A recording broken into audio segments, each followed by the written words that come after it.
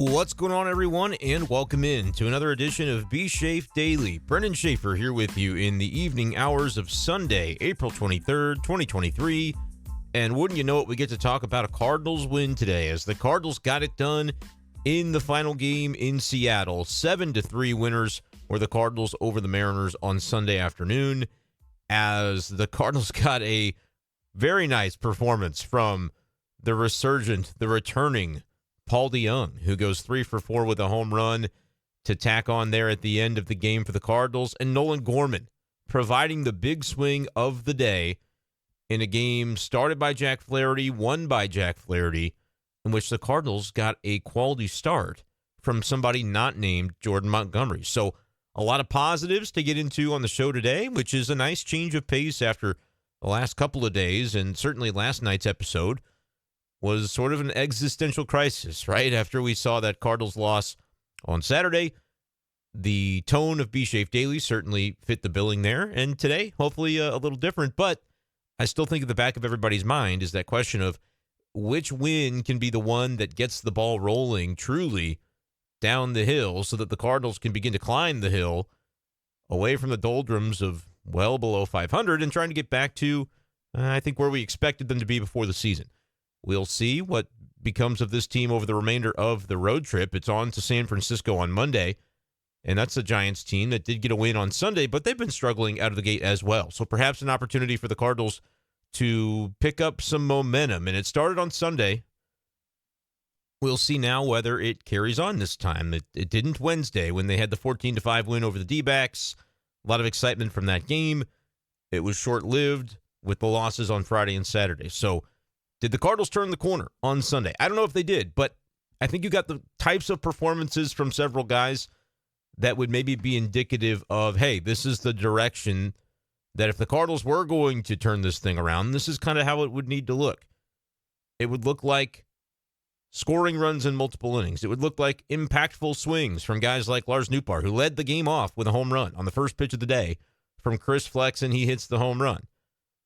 Talk about some of the other offensive performances in this game, as it was a pretty productive top-to-bottom effort from the Cardinals lineup today. It was one of those days where everybody who started the game at least reached base once. I think Contreras at the DH position was the only guy not to record a base hit, but he walked twice and went 0 for 1 before he was replaced by Carlson as a pinch hitter in the DH spot. So everybody else that started the game ended up with a hit, at least one, and several guys had multiple, which allowed the Cardinals on a day where they got 13 hits to dispatch the Mariners 7-3, avoiding the sweep. That was important to see, and maybe building a little bit of momentum toward the climb, the hopeful climb out of, the near basement of the NL Central. They're fourth. The Reds are kind of saving their bacon a little bit, so the Cardinals didn't have to worry about last place, and I don't think they will have to worry about last place. But for now, still a bit of a climb to be able to get up a little higher in those standings.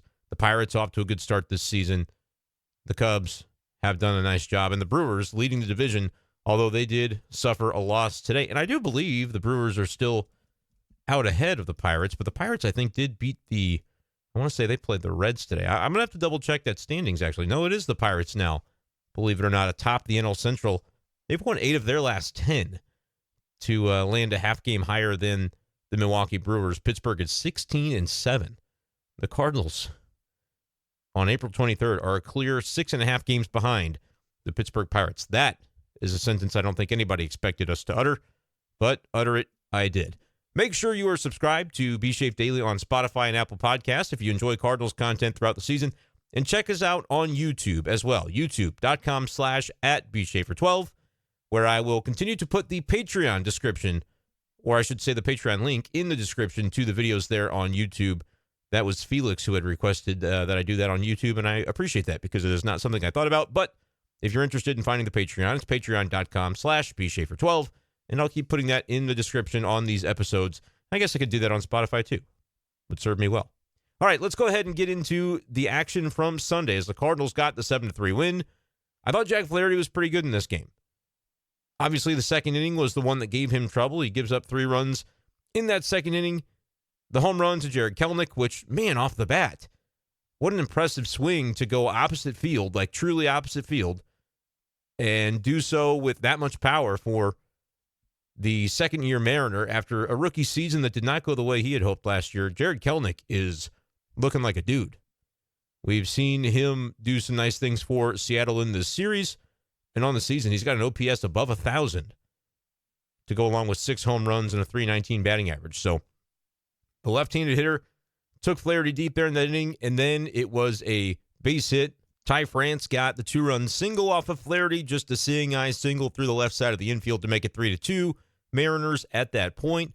But I got to tell you, I wasn't super concerned then. I thought that this would be a game in which maybe Jack could settle down after that, and he certainly did so. And I thought this was one of his better outings, and he's been able to pile up, I would say, several outings at this point in, 4 or 5 starts that he's had have been pretty quality. Now, today, the quality start, and we make a big deal out of that statistic, even though famously a number of days ago, Ollie Marmol said, it's not really something we look at. It's not like we're counting quality starts. But on the outside, it seems like an easy thing to count when you don't have to get beyond 2 to say, yep, in the course of the 21 games the Cardinals had played coming into Sunday, they had 2 quality starts. And Jordan Montgomery had delivered both of them. And can there be good starts that aren't technically quality starts, which for the uninitiated is 6 innings pitched and no more than 3 earned runs allowed? So 6 and 3, which is what Flaherty accomplished today, is good enough to check that mark off the box. And it was the 3rd quality start by a Cardinal so far this season, 22 games into the year. Now, like I said, can there be starts that are pretty good but not quality? Sure. And so that, from that perspective, I understand why Ollie says, well, it's not really something we count. But I think the Cardinals needed this kind of start. But they kind of got something close to it yesterday, right? On Saturday, it was Miles Mikolas, and we talked about the 5 1/3, gave up 3 runs, kept them in the game. That's really all a quality start does. It keeps you in the game. And when you go 6, you know that, all right, the bullpen's not going to have to do too much of the heavy lifting thereafter. So the outing by Flaherty kept the Cardinals in the game.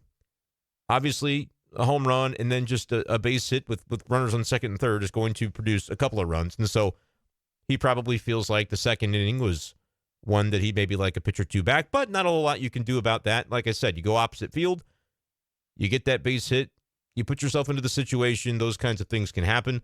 The 2-run single was not hard contact or anything like that. But what stands out to me is Flaherty settling in from that point on, putting up a bunch of zeros, getting through 6, and striking out 9. He looked particularly sharp in this game, and more than anything, gave the Cardinals a chance. But Miles Mikolas also gave the Cardinals a chance on Saturday. What was the difference between Sunday and Saturday?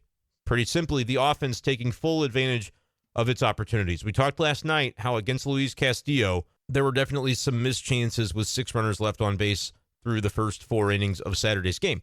Now, in this game, the Cardinals did leave 8 men on base overall, but that happens when you carve up 13 hits and you reach base 5 times via walk.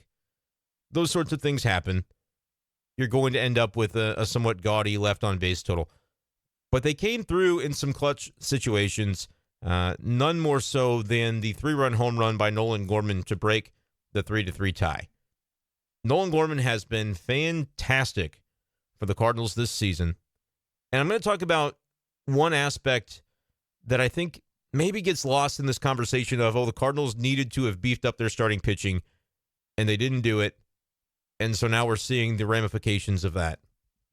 And one name that comes into the forefront of that conversation, understandably, is Pablo Lopez, who is a Minnesota Twin. He was on the Marlins. It was kind of well known that the Marlins were looking to trade him and maybe get a controllable bat for him. And the deal they ended up doing was trading Lopez to Minnesota for Luis Arraez, who historically has been just a really good batting average type of hitter. He's an infielder, primarily, I believe, a second baseman, but he can play he can play a little third, play first base as well. And just a really quality hitter. Not a guy that has a ton of power, but the batting, he's I believe, former batting champion. And so far this year is off to a great start as well with a .444 batting average 20 games into the season. So he is just a high-quality hitter. And so that was the deal that the Marlins ended up making. And there were conversations, and I'm going to try to hunt this down on one of the recent YouTube videos. Yeah, this was a comment, now that I'm looking at it, made by Anthony on Saturday's video following the Cardinals' loss on Saturday, game 2 of the Seattle series. Anthony mentioned in the comments section there on YouTube, youtube.com/@B-Schaefer12, that he agreed with a lot of what I said, but he wanted to focus on the options in the offseason. They could have gotten Pablo Lopez, and they didn't bother to go get him, and now they're kind of stuck with a lot of number 4s, number 5s in their rotation. And that might be possible. The second part of that might be possible. But I want to talk about Pablo Lopez and the way that it relates, like his availability, for me, does relate to a guy like Nolan Gorman. Because, well, they're both second basemen. When you think about the guy that Pablo Lopez was traded for, Luis Arraez, middle infielder type, good bat, controllable. I don't know when he becomes a free agent, but I think he's still got some team control. Yeah, he's got 3 years of service time, and so he won't be eligible for free agency until 2026. I think Pablo Lopez has maybe 1 or 2 fewer years attached to him in terms of team control. And so it makes sense. The Marlins have a lot of young pitching, and they were looking to get a bat for Pablo Lopez and maybe add some team control to that. And then I believe he was signed. Pablo Lopez ended up signing a long-term deal with Minnesota when the trade happened. So they just wanted to get a bat for him, and they got Luis Arraez. The Cardinals, if they were looking to make a deal for a guy like Pablo Lopez, which we've talked about how you look at their starting rotation, everybody in it is at least getting paid. Like, they'll have a contract for this year, other than Woodford, but Woodford's about to be moved out in favor of Adam Wainwright. And so it's not like they were going to come into the season and say, we're going to trade for Pablo Lopez and Steven Matz, you're in the bullpen, $11 million. Like, in retrospect, we could maybe look at that and say, hey, that's what they should have had the foresight to do. Because if we're into June and July and Steven Matz is still struggling the way that he is, then maybe, that would end up being something that would have made sense.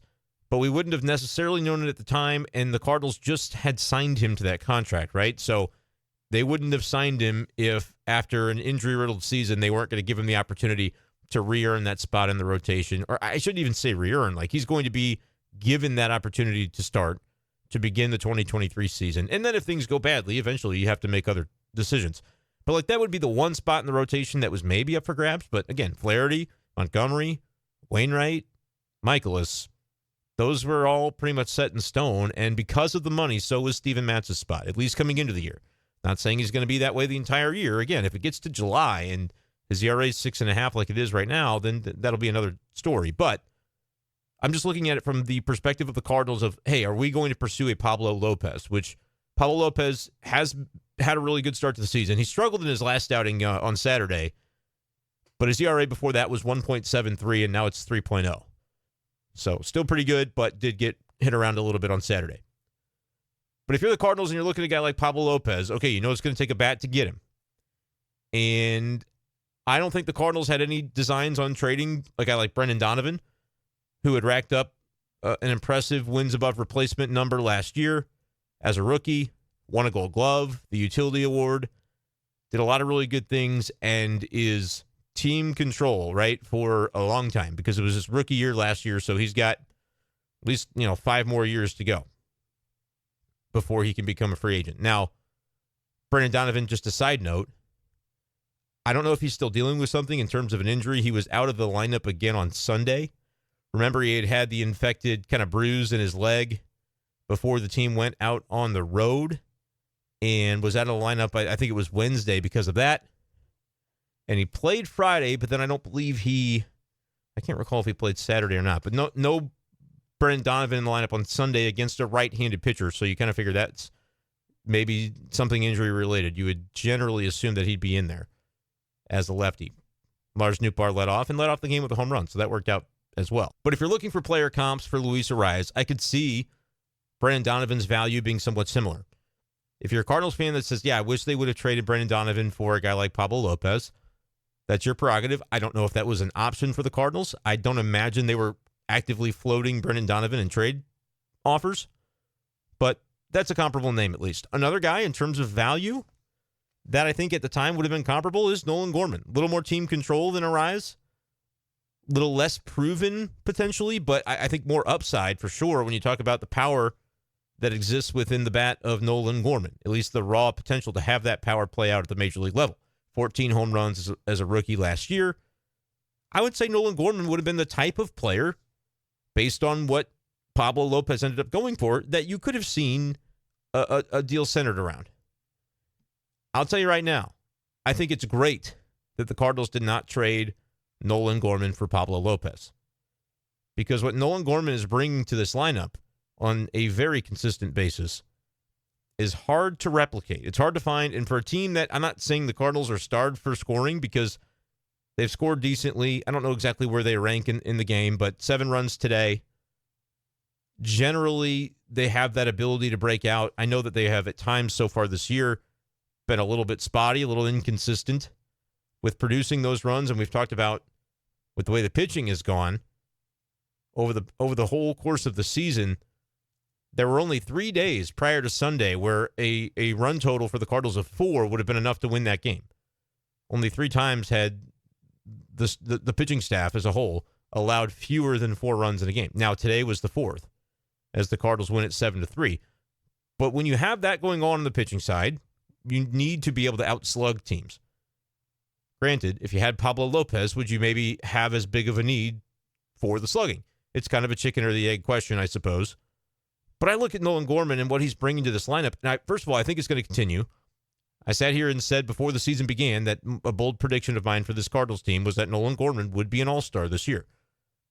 That's looking like a relatively prescient prediction at this point. 6 home runs, 22 runs driven in. He's hitting .313, which wasn't really a high average guy. You didn't expect that he would be a big batting average guy. On base percentage, you figured would be there because if the power would come and he would take his walks. But .397 OBP, that is fantastic. To go along with a huge slug, he's got a OPS at .1054, well over 1,000 at this point in the season, after a day on Sunday in which he hit a 3-run homer as part of a 2-for-3 day. So really great stuff from Gorman. And that swing, man, in the 4th inning really set the tone and changed the tone for the game. Good to see the Cardinals immediately bounce back in the top of the 3rd inning to get one of the runs back that Jack Flaherty had given up, so they were at least tied at that point. But it was Nolan Gorman that busted it open in the 4th with a 3-run shot. And then Paulie D adding on in the 7th to make it 7-3. That's how the Cardinals get their offense on Sunday. And I understand that the pitching is, in particular the starting pitching, is a point of consternation for Cardinals fans. And you can make the case that, well, you're fixating Brenden on Nolan Gorman when in reality, I think the Cardinals could have gotten Pablo Lopez for something else. You know, they should have traded Tyler O'Neill. They should have traded one of those outfielders. I've been saying this for a while, and it's a popular trope among Cardinals fans to say, hey, all those outfielders you guys have, got to trade one of those for a starting pitcher. And my response is always the same. If the Cardinals thought that were possible, don't you think they would have done it by now? Because John Mozeliak can see the same thing that we see, which is 5 outfielders for 3 spots when everybody's healthy. And even though I mentioned it might have been a little complicated to trade for a guy like Pablo Lopez, I don't think anybody would have denied at the time that he would have been one of their best 3 starters. You maybe say, Jack Flaherty, Miles Michaelis, Pablo Lopez. And I know Miles right now has an ERA above 7, but try to think of what he did last year and what your expectations were coming into this one. He was supposed to be one of the Cardinals' top pitchers. I don't think there's any doubt there. But you could look at Pablo Lopez and say, all right, he would upgrade the rotation. I don't know exactly who he's going to replace, but we'll cross that bridge when we get to it. Might be a little complicated, but if we can get that kind of pitcher, yes, it adds some firepower to a Cardinals rotation that clearly at this point is hungry for that kind of arm. So if that kind of pitcher was going to fall into the Cardinals' lap for an outfielder, which even if the outfielder is talented, it's kind of a spare part based on who they had coming back, which I don't know if everybody realized at the time that Jordan Walker would make the team, and I certainly don't think everybody realized the role that Alec Burleson would have at this point in the season. I mean, from day one, he was a guy that has been integral in terms of the way Ollie Marmol has built a daily lineup. And I don't know if everybody would necessarily have expected that. Now, Burleson was not in the starting lineup today for the Cardinals. We'll talk about, as we get into this Gorman conversation, how much I liked the lineup that they put together today. Was surprised to not see Tommy Edman in there, especially after homering from the left side last night. But Paul DeJong made his return today, and of course, when a guy comes back off the injured list and has been raking in Memphis, which doesn't always translate, but when you have that situation, you're not going to call a guy up and just have him sit. Makes sense to get DeJong in the lineup, and if you look at Tommy Edman, he's played a lot, and so I think it just made maybe sense to give him a rest day game after a night game, that sort of thing. So it all kind of came together for that. But in conjunction with that was Nolan Gorman batting in the 3-hole. Goldschmidt batting second, Arenado batting fourth. I really like that. With a lefty leading off Nootbaar, you go left, right. And then Contreras was still fifth. But that was a nice way to break things up, I think, at that spot in the lineup. And it affords the Cardinals an opportunity to have one of two things happen when you get into the late innings. Either Nolan Gorman in the 3 spot, sandwiched between the 2 MVP candidates who hit from the right side. As a lefty bat, he's going to either get a right-handed reliever to face, because they're not going to want to bring in a lefty to face Goldschmidt and Arenado, because those guys both kill lefties. Or, yeah, Gorman does have to face the left on left, but you get the benefit of having those right-handed sluggers be able to face a lefty reliever. So I like that alignment. I know Ollie had been reluctant to split up Goldschmidt and Arenado. Talked about, he's going to follow the lead of where the guys say they're comfortable. They asked, right after he signed, they asked Wilson Contreras, where do you like to hit? Number 5. Okay, 5 it is. And it was the same kind of thing, by the way, with like Tyler O'Neill. Where do you want to play? Well, I'd like to play center field. Came to the team in spring and said he would like the opportunity to win that job. Okay, let's see you run with it.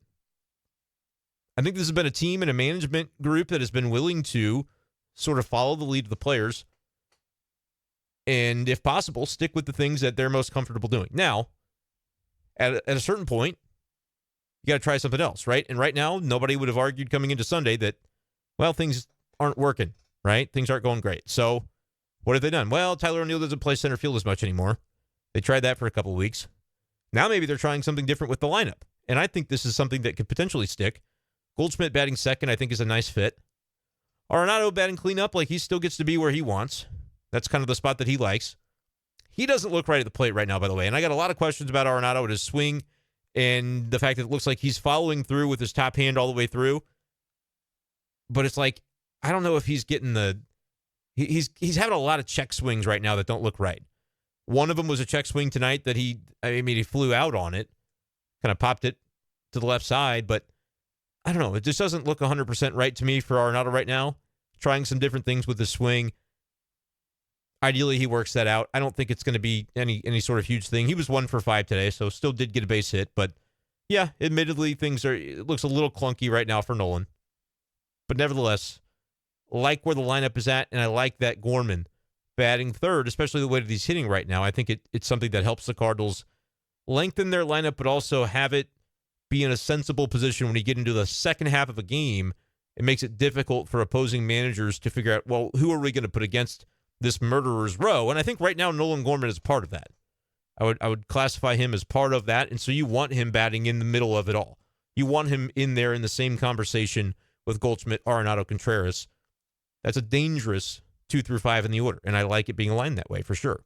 But to get back to kind of the conversation of Pablo Lopez, if the Cardinals thought they could have done that for a spare outfielder, I think they probably would have done it. I don't think Tyler O'Neill was a guy that was getting a lot of attention from other teams in trades this offseason. You might say, well, I heard, Ken Rosenthal said Tyler O'Neill was being floated to the Marlins in a potential trade. Yeah, Rosenthal reported it, so I'm sure it happened. But see the way that played out. Did he get traded to the Marlins? No. So what probably happened? The Marlins said, well, okay, thanks, but no thanks, right? They maybe weren't interested in whatever iteration of the trade that was kind of being discussed. And so I think it's easy for Cardinals fans to go, well, they should have traded O'Neill, they should have traded so-and-so, and then they could have gotten Pablo Lopez. I don't really think so. I think the Marlins are happy with the guy they got. Like I said, he's hitting 440 in 20 games into the season. And if you were to look comparable on the Cardinals, I think Nolan Gorman is the name that would pop up. And to me, it's a good thing the Cardinals didn't trade Nolan Gorman for Pablo Lopez because, like we said, he's in the 3-hole tonight and was the reason the Cardinals won this game. On Saturday, we were looking for something to get a little bit better, right? Somebody to make a big swing in a clutch situation, or a pitcher to make one more pitch, not allow that extra run, so that then the bullpen could lock things down. They had everybody on Saturday that had an opportunity to lift the team over the top. They had everybody kind of drop the mantle, and they were not able to get it done. Totally different story on Sunday, and Nolan Gorman was one of the big swings that you had. Jack Flaherty holding down the fort after the second inning was a huge part of that, but It was nice to see Nolan Gorman and the rest of the offense come through with a nice day. Like I said, everybody with a hit but Contreras, and he walked twice and then got pulled early, so he probably would have had a hit later on, just didn't have a full day of work at the plate. Just 3 plate appearances, and he goes 0 for 1 with 2 walks. Big day for Nolan Gorman. Had the big swing. This is what it would have cost, I think, to get a guy like Pablo Lopez. Are there problems in the rotation? There are. And at the time, I thought maybe the Cardinals would trade Gorman. If you go back into the offseason and listen to some of the podcasts, which I don't know why you would do now, but I can jog your memory. I remember what I said. I said that if the Cardinals are not going to give Gorman the opportunity to kind of spread his wings and then have some failure and work through it by still being an everyday player, if they're not willing to give him that latitude, which at the time I wasn't convinced that they would, because I kind of saw, okay, Edman's going to be the shortstop. They really like Brendan Donovan, so he's going to play a lot of second base. And Jordan Walker's coming, so the outfield's going to be crowded. I was right about that. But I kind of thought, well, I don't really know where Gorman fits in other than a pretty regular DH. But if you have a bunch of outfielders and you want to see those guys get at bats too, then maybe there will be an outfielder in the DH spot relatively often. And Nolan Gorman will be an option there, but what happens when he goes through an 0 for 11 with 6 strikeouts in the middle of May or June? Do the Cardinals go, okay, this was fun, we tried it, but we're going to have to send the playing time elsewhere? I thought the answer to that was going to be yes. It's kind of what happened to Gorman last year. Now, in fairness, they had a guy named Albert Pujols last year who sort of took claim to the DH spot as the season went along and was doing some historic things. So you can understand how maybe a guy like Gorman got lost in the shuffle. The thing I didn't count on about Gorman, and I thought he could still, bounce back and be a good player, but the thing I didn't count on was him to take so seriously sort of the things the Cardinals wanted him to work on in the offseason, attack it, and then come into spring a completely different guy. We heard a ton of times from Ollie Marmol in spring that Nolan Gorman is a different guy this spring coming into the year. And they wanted him to work on addressing the hole in his swing at the top of the strike zone, the fastball high, to be able to catch up to that pitch, which then allows him to be in a better position to hit whatever else may come his way. Pitch recognition has gone up. He's just a different guy. And he's been really the Cardinals' best hitter to this point. OPS of like 1050, that's going to track. So when I was sort of predicting that the Cardinals wouldn't give that opportunity to Gorman to fail and kind of see his way through some failure, I didn't realize it's not to say that he still can't have some failure, but I didn't realize he wasn't going to fail because he was too good to fail. I didn't know that was going to be the case. So the Cardinals had bigger plans for Gorman than I realized. Kudos to them for hanging on to him. No, if you say, well, they should have gotten Pablo Lopez for something else, that is not really how trades work. Maybe Brendan Donovan would have been comparable, but I think by the end of the year, you'll be glad the Cardinals hung on to Brendan Donovan as well. He's injured right now, and so it's not like I can point to today and go, hey, see, he did some great things. I think it's an injury. That's the only reason that would make sense to me, other than hasn't been performing super great, did deal with a little bit of an injury, and you've got other guys performing well, and so that was just the squeeze on the situation. They wanted to get Contreras off his feet, so Kisner caught today. You had Contreras in the DH, which meant that Gorman was in the field. So maybe it was just as simple as that, and the answer might be out there somewhere. I'm not in Seattle or heading to San Francisco with the team, so I don't know what reports have exactly been out there. I didn't read a lot today, so I have no idea. But long story short, I feel like folks are going to be happy that Nolan Gorman's around. The pitching is still going to have to solve itself, but I just don't know if the Pablo Lopez thing was destined to happen. And if it had happened, if it would have been Gorman for Lopez, you still making that deal as a Cardinals fan? I would think most of you would say no, based on the way Gorman is playing. I get it. Lopez might be an ace type, but Gorman is controllable for a more affordable contract as well in terms of the annual salary that he'll get. He's going to be around for a while because he's got plenty of team control remaining, and the Cardinals seem to have a good one on their hands. Lars Nootbaar is another good one. 3 for 5 today, a couple of runs scored, and led the game off with the home run.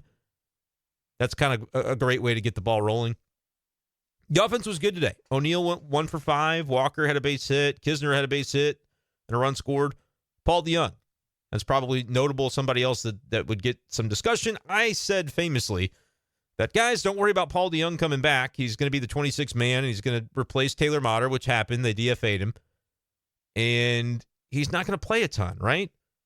But they are going to give him the opportunity at the beginning to maybe see if that spark is there, and they'll let him run with it if he has it. But people were so worried about, well, he's going to come back and he's going to take at bats away from these other guys. And I said, well, not really. I don't think that's going to be the case. But he was in the lineup today. Again, I think Edman just, you give him a partial day. He did come in to pinch hit and finish the game at second base.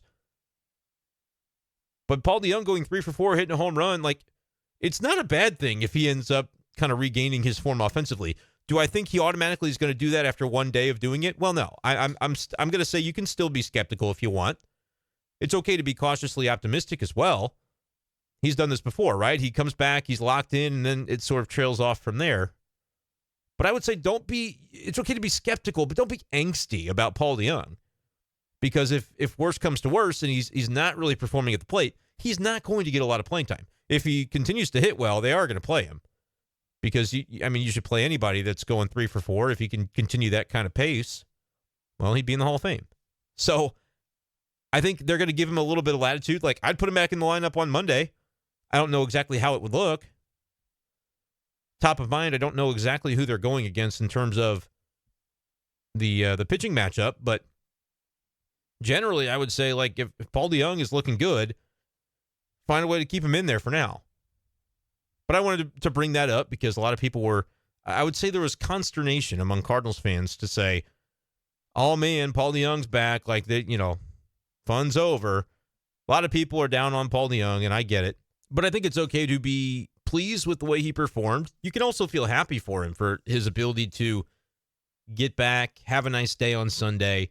We can keep it all in context, though. We don't have to just assume that he's going to be a regular or a great performer or any of those things one day at a time. But the first day looked good for Paul DeJong, and that's okay. Again, I don't know if Taylor Motter had options remaining or not. There was kind of some debate over that. But either way, the Cardinals might have said, well, we'll designate him for assignment because Paul DeJong fills that same role, and he does it with a lot more upside. Better defender, better potential in the bat for power. You saw that power today. Cardinals weren't worried about it. And I think it's an upgrade to the roster. I think the Cardinals got better with this move, Paul DeJong being back healthy. Don't really need to fixate on it much more than that, though, because, again, you're talking about a guy that if he does go through a bit of a slump, he's the 26th man. He's the end of your bench. Defensive flexibility on the infield. But for right now, he is a guy that, gave the Cardinals, I think, a bit of a spark on Sunday, and he may continue to do that. So we'll see. I looked it up. It's Alex Cobb pitching for the Giants on Monday. Cardinals will send out Jordan Montgomery. Big bounce-back opportunity for him. But yeah, so a right-handed starter going for San Francisco. Even still, I bet Paul DeJong will be back in there. We'll see. It might be dependent on Brenden Donovan. But if you go 3 for 4 with a home run and you're guy that the Cardinals are trying to get going, give him a little bit of confidence, I wouldn't be surprised to see him back in there on Monday. But I think the big moral of the story for Monday is going to be, what does Jordan Montgomery give you? Because I think this offense right now for the Cardinals it's slowly starting to turn into something that, again, 7 runs today, you score 7 runs, most days that's going to be enough. But it could be a bit of a struggle. Alex Cobb has been off to a good start, 2.79 ERA. Cardinals usually kill lefties. Here's another righty, but they did a nice job against Flexen, who he has also struggled. But they did a nice job against him on Sunday to where maybe they can build a little bit of confidence off of that. And can they, for the first time, win the first game of a series? Can they win a series opener on Monday? That's going to be the question. Jordan Montgomery going to try to make it happen. But what do you think of this Cardinals win from Sunday? Again, it's not all that much to celebrate. You're not necessarily throwing a parade because they avoided a sweep for the second time in consecutive series, but it's nice to see, right? It's nice to see that kind of effort offensively. It's nice to see the outing that you got from Jack Flaherty and a relatively easy win, right? There was no consternation in the late innings. 7-3 Cardinals win on Sunday. The bats came out. I liked what Jack Flaherty gave them as well. You're still looking for that elite start. You haven't had that in a while. Maybe Jordan Montgomery gave it to you. He had a 7-inning, 2-run outing or something earlier as one of those quality starts. Other than that, there haven't been really any starts that you're going to hang your hat on and go, that is what an ace would do. Still haven't had that, but you've got guys that I feel like collectively are working toward that. Montgomery needs a bounce back, though, after the last game that he had given up. I think it was a 6th spot in the 4th inning. So we'll see what he's able to do on Monday, but let me know what you think about this Cardinals win. Let me know in the comments section there on YouTube. You can tweet at me. You can direct message me at B-Schaeff12 on Twitter. Let me know your thoughts. Make sure you like the stream, like the videos on YouTube, subscribe to the YouTube, and check us out, too, on Spotify and Apple Podcasts. That's going to do it, though, for this edition of B-Schaeff Daily. Appreciate you guys, as always, for listening. Going to be another late night, 8:45 p.m. Central start time on Monday, but I'll be recording in the wee hours once again Monday night so that you can have B-Schaeff Daily to wake up to every morning this week. So appreciate you guys, as always, and we'll talk to you next time on B-Schaeff Daily. Peace.